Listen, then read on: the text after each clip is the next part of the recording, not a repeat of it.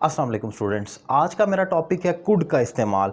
Could की अगर basic identity, ये एक मॉडल वर्ब है, इसकी बेसिक आइडेंटिटी की बात की जाए तो यूजुअली फ़िक्रों के आखिर में सका, सकी, सके जैसे अल्फाज आते हैं, लेकिन ये हमेशा एक जैसे नहीं होते, ये चेंज भी हो सकते हैं।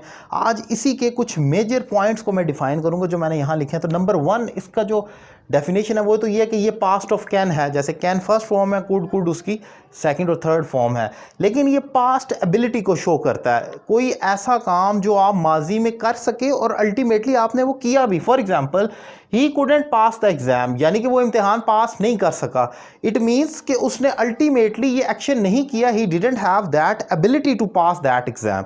सो कुड का इस्तेमाल आप तब करेंगे कोई काम जो आप माजी में कर सके और आपने किया या नहीं किया, दोनों सूरतों में, कि आप कोई काम नहीं कर सके या कर सके।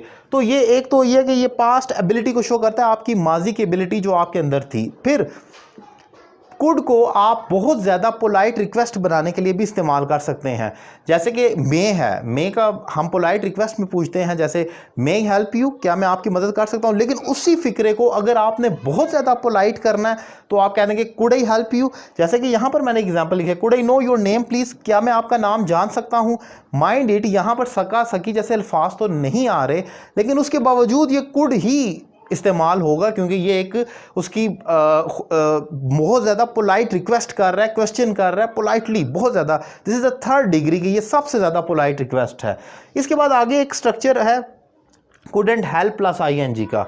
जब आप कोई काम किए बगैर नहीं रह सकते, कोई ऐसा एक्शन जो आप खुद को, आपका जिस्म वो किए बगैर नहीं रह सकता। For example, he couldn't help laughing, वो हंसे बगैर नहीं रह सका। इसके साथ हमेशा जेरेंड आता है, आईएनजी फॉर्म ऑफ वर्ब।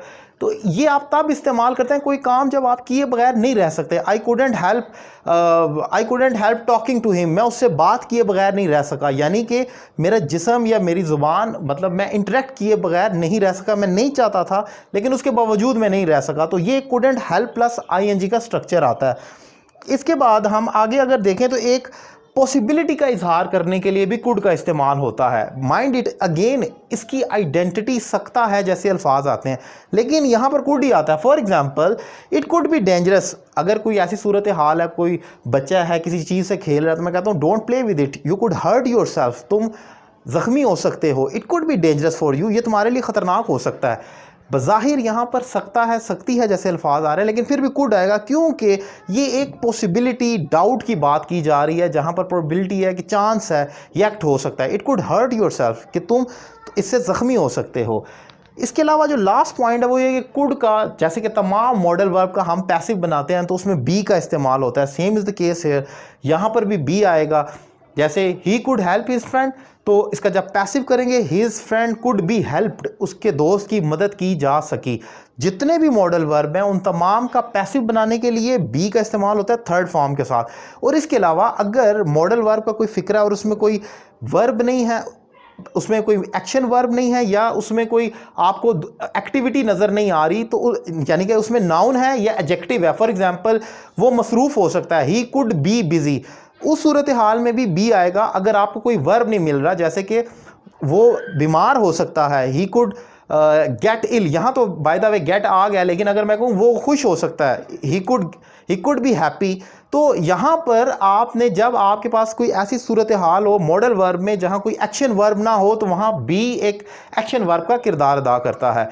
अगर ये लेक्चर आपको पसंद आया और आप मेरे मज़ीद वीडियो लेक्चर देखना चाह रहे हैं तो मेरा यूट्यूब चैनल सईद अली रज़ा काज़मी लाजमी सब्सक्राइब करें। इसके अलावा अगर आप मुझसे 1-to-1 online English language course करना चाह रहे हैं तो नंबर आपकी स्क्रीन पर मौजूद है, आप रब्ता कर सकते हैं और अपने कोर्स का आगाज़ कर सकते हैं। Thank you very much.